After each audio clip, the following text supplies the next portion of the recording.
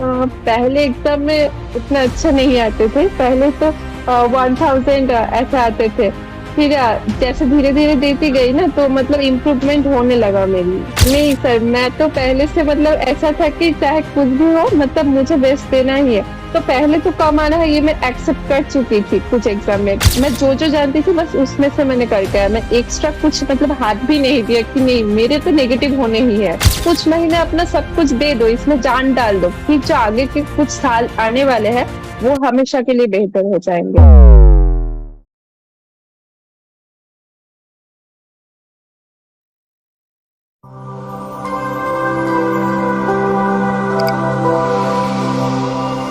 नमस्कार, एक बार फिर से आप सभी साथियों का हार्दिक स्वागत, अभिनंदन टीएनसी की इस ऑनलाइन प्लेटफॉर्म में। और आज हमारे साथी नॉर्सेट 4.0 के टॉप रैंकर्स और बहुत सारी चर्चा करने वाले हैं और बहुत सारी चीजें इनसे पूछने वाले हैं। तो सबसे पहले तो बहुत बहुत बधाई और शुभकामनाएं। केमान अच्छो। Thank you sir. ভালো আছি, আপনি কেমন আছেন? ভালো आप ভালো कैसे खूब हैं? ভালো थे खूब भालो खूब भालो। बहुत ही अच्छी लैंग्वेज। और आप वेस्ट बंगाल से बिलोंग करते हैं, तो ये वेस्ट बंगाल की बहुत ही अच्छी लैंग्वेज, प्यारी सी लैंग्वेज के साथ इस इंटरव्यू की शुरुआत करने वाले हैं। तो सबसे पहले इस इंटरव्यू की शुरुआत आपके अपने इंट्रोडक्शन से। Okay sir. मैं अन्वेषा शाह। तो इस नॉर्थ फोर में मतलब मेरी रैंक 167 आई है। और मैं बीएससी नर्सिंग पास आउट हुई हूँ 2022 में। कोलकाता मेडिकल कॉलेज से मैं पास आउट हुई हूँ। और मेरी ये फर्स्ट अटेम्प्ट था तो इसमें हो गया है इसका सिलेक्शन। ओके, बहुत ही बड़ा अचीवमेंट आपने हासिल किया है। और एक बहुत ही टफेस्ट लैंग्वेज इसमें थी और आपने एक बहुत ही अच्छी रैंक को हासिल किया। 167, ये बहुत ही, मैं मानो तो दिल से सैल्यूट करूंगा कि फ्रेशर्स जिस इस बार जो पास आउट हुए हैं इतनी अच्छी रैंक निकाले हैं, उनके लिए तो बहुत ही बड़ा सैल्यूट बनता है। तो मैं यहाँ से आज इस जर्नी को स्टार्ट करने वाला हूँ और इसमें बहुत सारे क्वेश्चन आपसे पूछने वाला हूँ, क्योंकि बहुत सारे फ्रेशर्स पास आउट होने वाले हैं और वो इस प्रकार की जर्नी को आने वाले नॉर्सेट 5.0 में क्लियर करेंगे। तो सबसे पहला क्वेश्चन मेरा आपसे ये है कि पहली बार में आपने जब नॉर्सेट तो तैयारी करनी शुरू कर दी थी जून 2000, मैं बोलूंगा 2023 के लिए, तो आपने जब स्टार्टिंग की थी तो कब से स्टार्ट कर दी थी? फर्स्ट ईयर से, सेकेंड ईयर से, थर्ड ईयर से या फोर्थ ईयर से? फिर मतलब बेसिकली मैं बताऊँ तो फोर्थ ईयर तक स्टूडेंट सोचते हैं कि हमने कुछ नहीं पढ़े, हमसे कुछ नहीं हो पाएगा।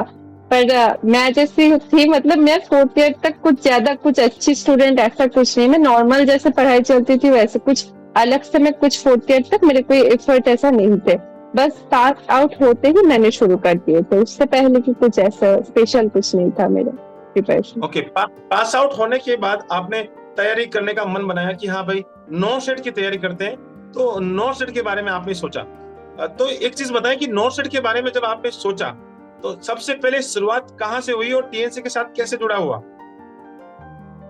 तो फिर मैं जब फोर्थ ईयर कंटिन्यू कर रही थी तब से तो था कि मुझे नॉर्थ में मतलब कुछ तो करना है, ऐसा कुछ मन में था। तो फिर तब मैं दोस्तों से भी मुझे मिला कि हाँ ये पीएनसी की ऐसे चलती है, टेस्ट सीरीज भी होती है, उन लोगों की प्लान है। और मैं ऑनलाइन में फेसबुक और यूट्यूब में भी मुझे पीएनसी के बारे में जानने को मिला। तो इसलिए मैं टीएनसी की जो कॉम्बो वाला जो पैक होती है ना, टीएनसी की टेस्ट सीरीज और वो वाला जो वीडियो, तो फिर मैंने उससे लिए कहा, उससे मेरी कॉन्सेप्ट क्लियर हुए तो मैं तब से लेती आ रही थी और मैं टेस्ट सीरीज देते आ रही थी, तब से ही मैं शुरू करती। गुड गुड, बहुत ही अच्छी बात बताई। जस्ट आपने पास आउट किया उसके बाद आपने टीएनसी का कॉम्बो प्लान लिया, फुल कोर्स, वीडियो एमसीक्यू और साथ ही साथ टेस्ट सीरीज वाला। उसके साथ आप लगातार नोट्स बनाते जा रहे थे, कंटिन्यूअसली पढ़ते जा रहे थे और साथ ही साथ वीडियो एमसीक्यू और साथ ही साथ रोजाना टेस्ट सीरीज देते जा रहे थे। तो मैं आ जाता हूँ हाँ, कि आप जब कंटिन्यूअसली वीडियो एमसीक्यू जो रेशनल होते थे, कैसे लगते थे रेशनल? तो रैशनल बड़े अच्छे थे मतलब क्योंकि उसके जो इतना अंदर जाके समझा दिया जाता था, स्पेशली जो मेड सर्च के कॉन्सेप्ट तो सबसे ज्यादा इम्पोर्टेंट होते थे। तो अब मेड सर्च के जो टीचर थे वो बहुत अच्छे से अंदर जाके बहुत एक्सप्लेन करते थे, तो मैं सारे नोट्स बनाती थी उन चीजों के, इतने जिसको माइंड में नहीं रख सकती। फिर मैं नोट सर्च से पहले बस रिविजन पे मतलब मैं एफर्ट डाली थी। ओके, रिवीजन पे फोकस स्टार्ट किया। तो रिवीजन पे आती है टेस्ट सीरीज। टेस्ट सीरीज जब आपने हाँ। पहला एग्जाम दिया था तो टेस्ट सीरीज के अंदर जो पहला एग्जाम दिया था कौन सी रैंक आई थी आप? पहले एग्जाम में उतना अच्छा नहीं आते थे। पहले तो 1000 ऐसे आते थे।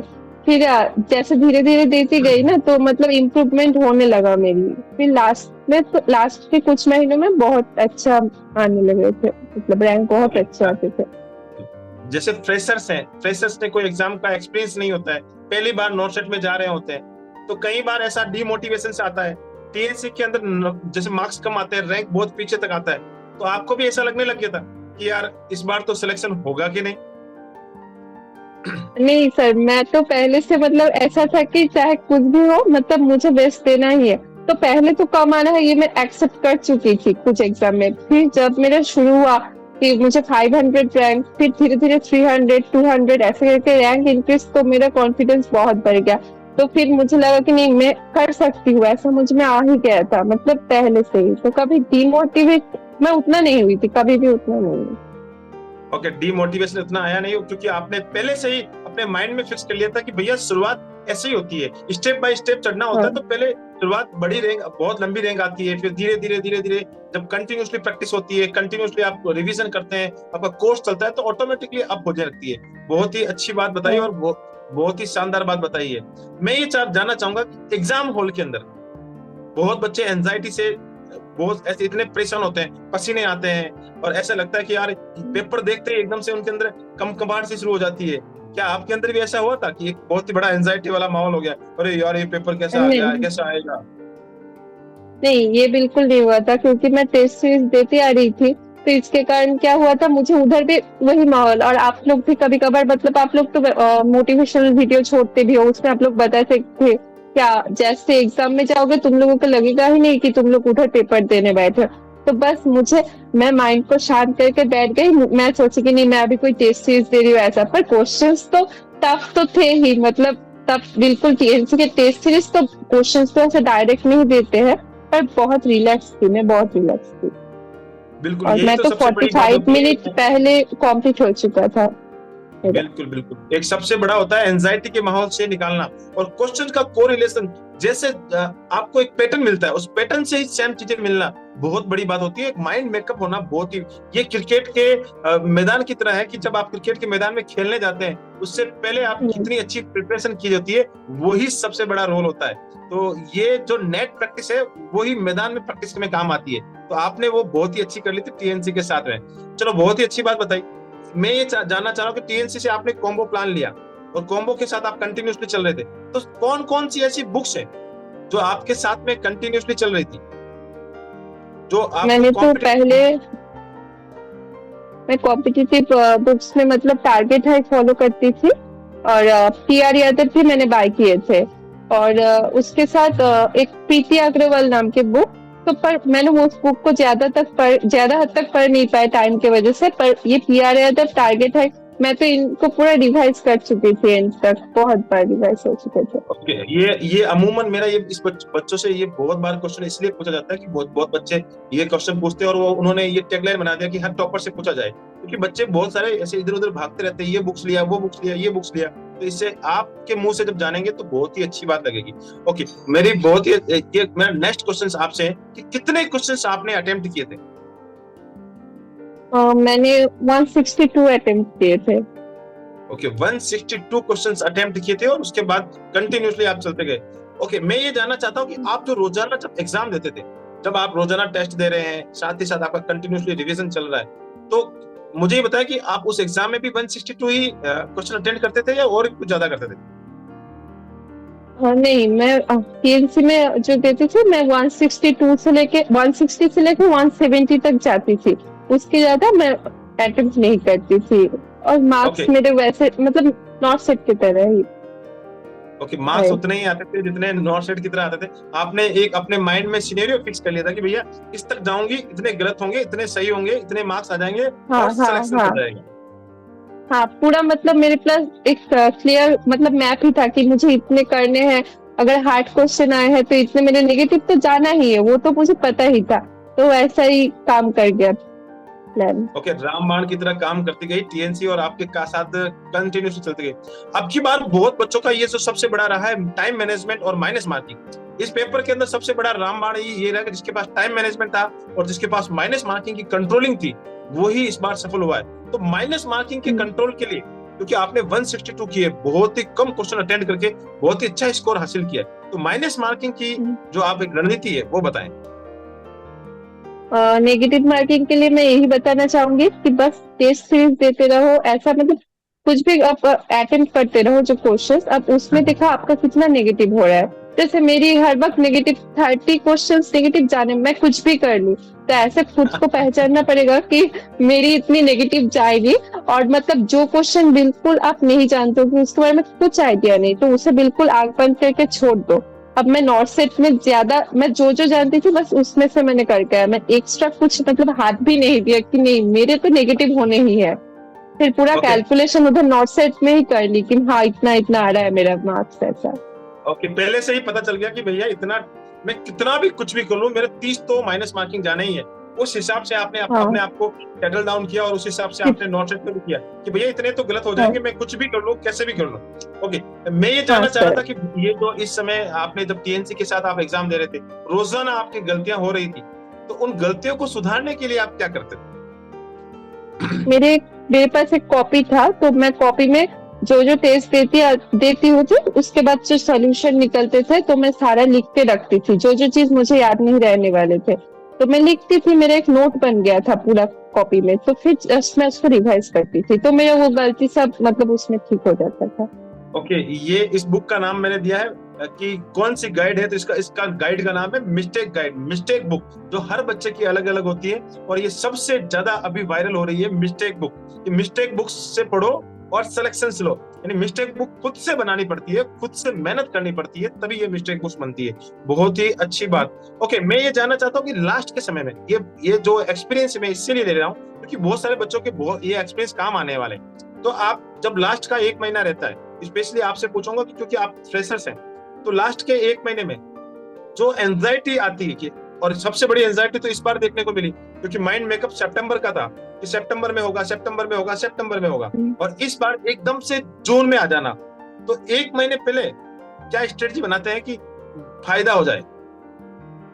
हाँ, मतलब 1 महीने पहले स्ट्रेटेजी, मतलब मैं तो जब पता चला जून में तो 2 मंथ मेरे हाथ में था, तो फिर मैंने देखा कि मेरे एक भी टाइम वेस्ट करने का कुछ समय ऐसा है ही नहीं, तो फिर मैं माइंड मेकअप वैसे ही कर ली कि नहीं मुझे जून की तरह करना है, तो इसलिए मैं पूरा जितना हो सके सुबह से लेकर शाम तक जितना हो सके मैंने अपना एफर्ट दिए, तो जून तक ही मतलब मैं माइंड मेकअप करके चली गई, नहीं जून में ही लेना है तो लेना है, जून में लेना है कुछ भी करके, तो फिर ओके, ऐसा कुछ। रिवीजन पे फोकस। ओके, मैं ये पूछना चाहूँ कि आपने जो हाँ थ्योरी है साथ साथ में हाँ। प्रैक्टिस करते थे और थ्योरी करते थे, तो लास्ट के टाइम में सबसे ज्यादा इंपॉर्टेंस किसकी आ जाती है? कौन सी चीजें ज्यादा बार बार रिवीजन करें तो फायदा मिले? जो एमसीक्यू है वो ज्यादा प्रैक्टिस करना चाहिए, मेरी मानना है एमसीक्यू करो और जिस एरिया में तुम कमजोर हो बस उसी को प्रैक्टिस करते जाओ, क्योंकि नॉट सेट में यही होता है कि कंफ्यूजन हो जाता है कि ऐसा क्वेश्चन ही आएंगे कि तुम्हें कंफ्यूज किया जाएगा, तो अपना जो जो एरिया वीक है बस उस पे लास्ट टाइम पे मैं बस अपने वीक एरियाज पे फोकस करती गई, मतलब स्ट्रॉन्ग एरियाज पे मैं ज्यादा ध्यान नहीं दी थी। और टेस्ट ओके, सीरीज देने में मतलब ये हुआ था कि मुझे पता चल रहा था कि नहीं इस एरिया में थोड़ा सा मुझे इम्प्रूव करना है। ओके, गुड, बहुत ही अच्छी बात बताई कि टेस्ट सीरीज से और वीडियो एमसीक्यू और आपने जो पूरा कॉम्बो प्लान लिया है, तो पहली बार में आपने 6 लगाया और बहुत ही अच्छा रैंक करके हासिल किया है। मैं ये लास्ट में आपसे एक क्वेश्चन जानना चाहता हूँ और बहुत ही इंपॉर्टेंट क्वेश्चन है क्योंकि आपके इस सजेशन से लाखों लोगों का फ्यूचर बनने वाला है। तो आप मुझे बताएं कि आप अपना एक सजेशन दें, आप अपना एक की पॉइंट दें कि उससे बच्चों को बहुत ही बड़ा फायदा मिले। अच्छा, तो मेरा ये जो लास्ट की पॉइंट यही रहेगा कि जस्ट बी कॉन्सिस्टेंट, मतलब कॉन्सिस्टेंसी एक ऐसी चीज है, मतलब पढ़ने का हैबिट डालना पड़ेगा, अगर हर दिन मतलब धीरे धीरे टाइम बढ़ाना पड़ेगा, अगर हर दिन हम ऐसे ही पढ़ते रहे ना वो हमारे हैबिट में चला आएगा, तो अगर हम एक भी मोमेंट को छोड़ रहे हैं हमें ये रियलाइज करना पड़ेगा कि उस टाइम पे और भी स्टूडेंट है जो मुझसे ज्यादा मेहनत कर रहे हैं, इसलिए एक भी मोमेंट को कभी गवाओ मत, बस मोमेंट को, और सोचो कि तुम कुछ महीने अपना सब कुछ दे दो, इसमें जान डाल दो, फिर जो आगे के कुछ साल आने वाले हैं वो हमेशा के लिए बेहतर हो जाएंगे। ओके, बिल्कुल, ये बात आपने एक बहुत ही शानदार बात बोली है कि आप ये भूल जाओ कि अब आप टाइम जो वेस्ट कर रहे हैं, उस समय ये सोचो कि आपसे भी ज्यादा कोई इस समय पढ़ रहा होगा, मेहनत कर रहा होगा। उसको पीछे रखने के लिए हर 1 मिनट का इस्तेमाल सही तरीके से होना चाहिए और कंटिन्यूअसली होना चाहिए। कंसिस्टेंसी इज द वेरी की पॉइंट आपने बताया और बहुत ही अच्छी बात है। और कंटिन्यूअसली टीएनसी के साथ आप लगातार बढ़ते हैं तो कंसिस्टेंसी बिल्कुल प्रॉपर वे में मेंटेन रहती है। मुझे ज्यादा अच्छा टेस्ट सीरीज मुझे बहुत ज्यादा अच्छे लगे, क्योंकि क्वेश्चन पैटर्न उनके बहुत अच्छे, मतलब बहुत ही अच्छे होते थे उनसे, मतलब कॉन्सेप्ट बहुत क्लियर हुए मेरे, बहुत ज्यादा। ओके, बहुत बहुत धन्यवाद इस इंटरव्यू को अटेंड करने के लिए। आप हमेशा ऐसे ही अपना नाम, अपने माता पिता का नाम और जिस कर्म भूमि से आते हैं उस कर्म भूमि का नाम हमेशा रोशन करते रहे और साथ ही साथ टीएनसी का नाम रोशन करते रहे। और एक छोटा सा एक लास्ट में अपनी भाषा के अंदर, बंगाली के अंदर एक मैसेज नॉर्थ एस्पिरेंट के लिए। আচ্ছা, তো আমি সবাইকে বলছি যারা আমাকে এখানে দেখতে পাচ্ছিস, ভালো করে পড়, সবসময় টেস্ট সিরিজ যেরকম আমি দিতাম সেটা তো দিতেই থাক, তার সাথে নিজেদের কনসেপ্টটাকে বিল্ড কর, কারণ এই পরীক্ষাটা কনসেপ্ট বিল্ড ছাড়া কোনোদিনই তুই ক্লিয়ার করতে পারবি না। আর নিজেদের একটা সময় নষ্ট করিস না, যে কটা দিন আছে হাতে ভালো করে মন দিয়ে নিজের বেস্ট এফর্টটা দে, নিজের 100%, যাতে বলতে পারিস যে তুই কোথাও গ্যাপ ছাড়িসনি, তুই নিজের 100%টা দিয়েছিস। এটা थैंक यू सो मच। वैसे मुझे कुछ भी समझ में नहीं आया, लेकिन ये चीजें समझ में आई कि आपने बहुत ही अच्छा बोला है। क्योंकि मुझे बंगाली आती नहीं है, तो ये मुझे अच्छा लगा कि एक बहुत ही प्यारी लैंग्वेज है, बहुत ही अच्छी बात है। और ऐसे ही आप इस इंटरव्यू सेशंस को अटेंड करने के लिए बहुत बहुत धन्यवाद। आप हमेशा ऐसे ही अपने माता पिता का नाम, साथ ही साथ जिस इंस्टीट्यूट से आपने पास आउट किया उस इंस्टीट्यूट का नाम, और साथ ही साथ जहां से, जिस धरती से आते हैं उस धरती का नाम और टीएनसी का नाम रोशन करते हैं। जय हिंद, जय भारत, वंदे मातरम। Thank you so much. Thank you.